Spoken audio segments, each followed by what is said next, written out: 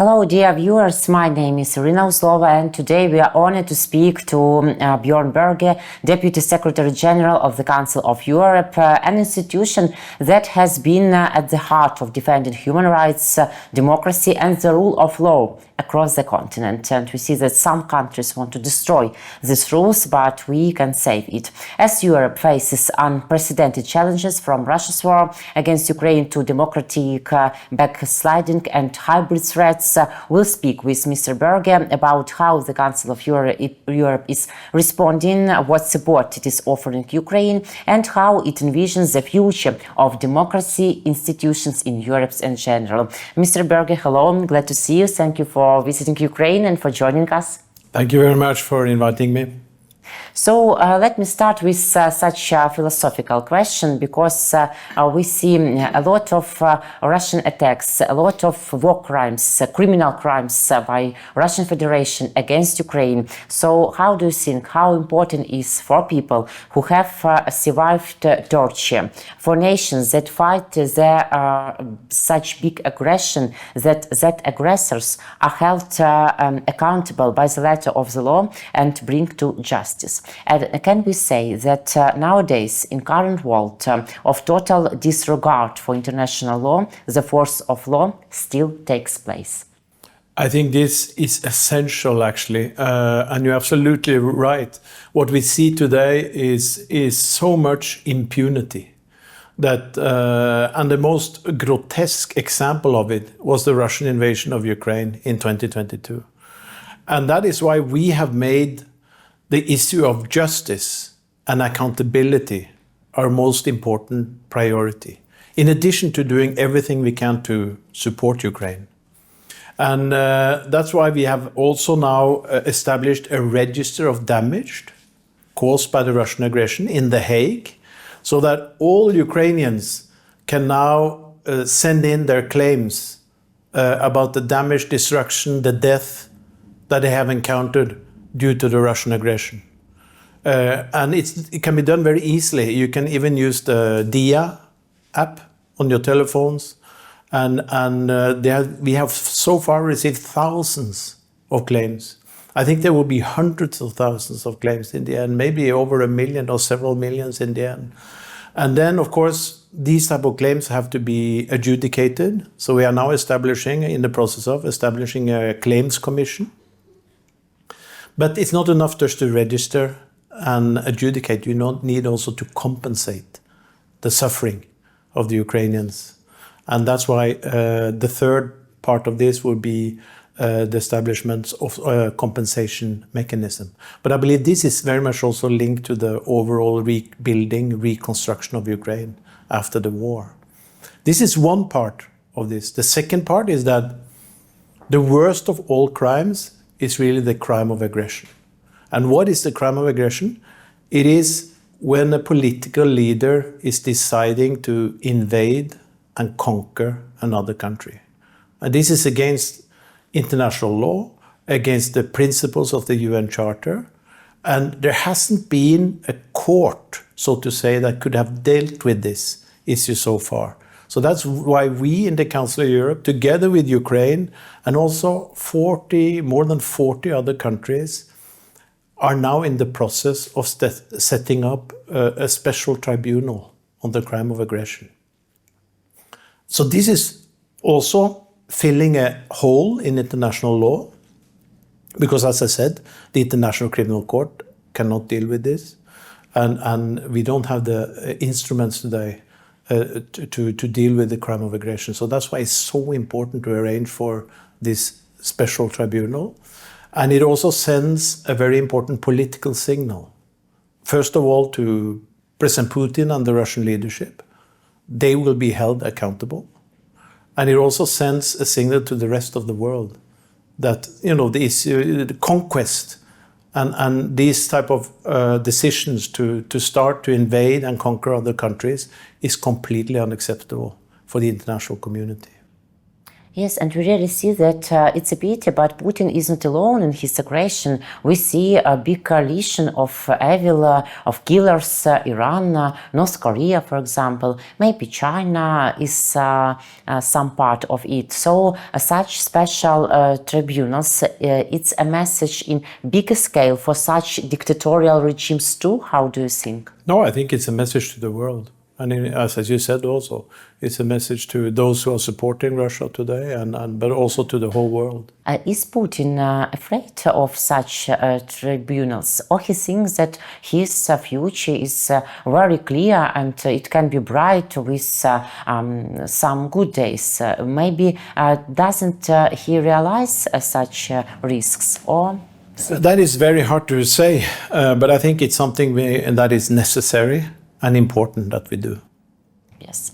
And in the national court, we see such deals against Putin and Belova, so it's also a part of future punishment for our children, for stolen children by Russian Federation. Yeah, we also have, of course, the European Court of Human Rights. They also have a number of cases, although the Russia is not a member anymore of the organization. It was kicked out immediately after the invasion. The court judgments are there to be implemented also in the future. So this is also an important part of how to improve justice and accountability today. A lot of instruments and mechanisms we see, and but sometimes I hear some skeptical opinions and assessing that it's only about symbolism, iconic, and in practice, how can you realize it? You can believe it, but yes, they will live in their bunkers, and that's all. Can we say that, for example, special tribunal will work in real life? I think it will work in real life, and of course, all these type of legal processes, they are quite slow. But the reason for that is that they are thorough. You know, they are based on evidence. And so they will take some time. But I think they are fundamental for justice. And you can only see also the importance of the International Criminal Court today. And also the European Court of Human Rights. The huge influence this court has had in Europe, all over Europe, for several decades now. Because what happens is that when they make a judgment, it's obligatory for the country to implement it. And that has also led to amendments to the legislation. So it's also led to a harmonization of the legislation. So we have more or less the same rules all over Europe today, because of this convention system and the European Court of Human Rights. So it's incredible. And as you said, people are not aware of this so much because it's just happening and you know, it's a court and they are not so informed about this, but it's crucial for the protection in general of human rights and democracy and rule of law in Europe. And we see a united position of Europe, because sometimes such countries like Hungary, like Slovakia, they look to Kremlin, and it seems to us that they cannot support such force and power of law, or they are in. Well, I think there is overwhelming support to the register of damage, as I mentioned, to the special tribunal on the crime of aggression.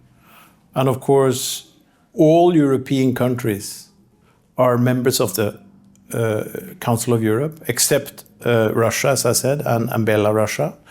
And they are under the European Court of Human Rights. So it's really important, the system we have in Europe today, to protect human rights and democracy and rule of law. Yes, because it's about our future, and we see that in Russian Federation we cannot see any human rights at all. Well, there's been a very negative trend when it comes to the respect for human rights in Russia. And of course, when they were a member in the organization, we had our monitors going there and looking into situations in the Russian Federation. They also were obliged to execute the judgment of our court and so on. But that was before the invasion. And since, I think, over the last decade or more, I think the overall respect for human rights in the Russian Federation has significantly deteriorated, and the situation has become much worse. But sometimes in Russian Federation think about international law, about United Nations chapters. For example, when the United States attack Iran, they think about it, and it's very cynic and unnormal when a country which destroy all international law think about international law when somebody attack nuclear weapon and nuclear and war legal targets on their friends, on Iran. What these opinions from Russian Federation say you about? I think this is something that we have seen. It's almost part of the political life, so to say, and we see that throughout history that these type of things can happen. That they use various type of arguments, even the good arguments sometimes.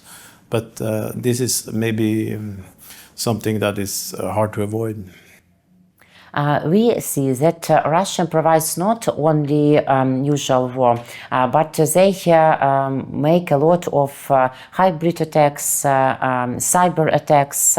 How can Europe protect themselves now? Are all these risks understandable by all countries? I think there is, as a matter of fact, a hybrid war ongoing. There is a massive Russian propaganda, disinformation, blatant lies that is targeting almost all countries in Europe today, and also beyond Europe. The worst part of it, I think, is also that is manipulating our elections, which is really the cornerstone of any democracy. So having said that, I think we are also doing and working very efficiently in countering this type of propaganda, disinformation, fake news. And I think also Europe is working closely together in these efforts. Also working together with our American allies and other countries as well. So it's, and I think we can learn from the Ukrainian experience. I think in Ukraine you have been quite effective in meeting this. This is also a fundamental challenge that we have today, as a matter of fact. But this influence from Russian Federation or in other dictatorial regimes, they are less or bigger now? How do you feel? And protection by Europe, steps to protect from these risks, are they bigger? I think it's an ongoing and a massive and very well targeted type of campaign. So we just have to keep on fighting it in every way we can. And there are so many different ways of doing this, and there are so many different institutions that are working on this. In the Council of Europe, we have issued certain guidance to all our 46 member states about how to combat misinformation, disinformation. And we also have a very efficient convention, an international treaty on also combating cybercrime, which is also relevant to this type of work. And otherwise, we also have now adopted recently the first international treaty on artificial intelligence and how to preserve human rights, democracy, and rule of law, which is also related to this struggle that I'm referring to. So I think there's a lot of good work going on in different international organizations in Europe and elsewhere in meeting this and combating this. But for example, we have such risks like TikTok, for example, and we remember about elections in Romania, how it will be risky. What to do with such a sphere? No, I think this is, it's immediately investigated. I think in Romania, the first round of the election, presidential election, there were certain reports, they were immediately investigated and so on and so forth. We have had this type of attempts in manipulating elections in so many countries. I mean, we saw it in Georgia, we saw it in Moldova, we have seen it in France, in Germany, in the United States, in so many countries. But there is an awareness now, So we know how, we can see it, and we know how to react to it. And we started with philosophical question, and let me finish with such questions. So, Mr. Berge, do you believe that democracy values will win? I believe democracy will win, not because it's perfect, but it's the best system we have. Yes, yes. Thank you very much for this conversation, for your position and your supporting and your visit to Lviv. Thank you very much. It's a pleasure to be here. Mr. Björn Berge was with us, Deputy Secretary General of the Council of Europe. My name is Irina Uzlova. Thank you guys for watching. Let your comments and subscribe to our YouTube channel, War and Politics 24. Take care.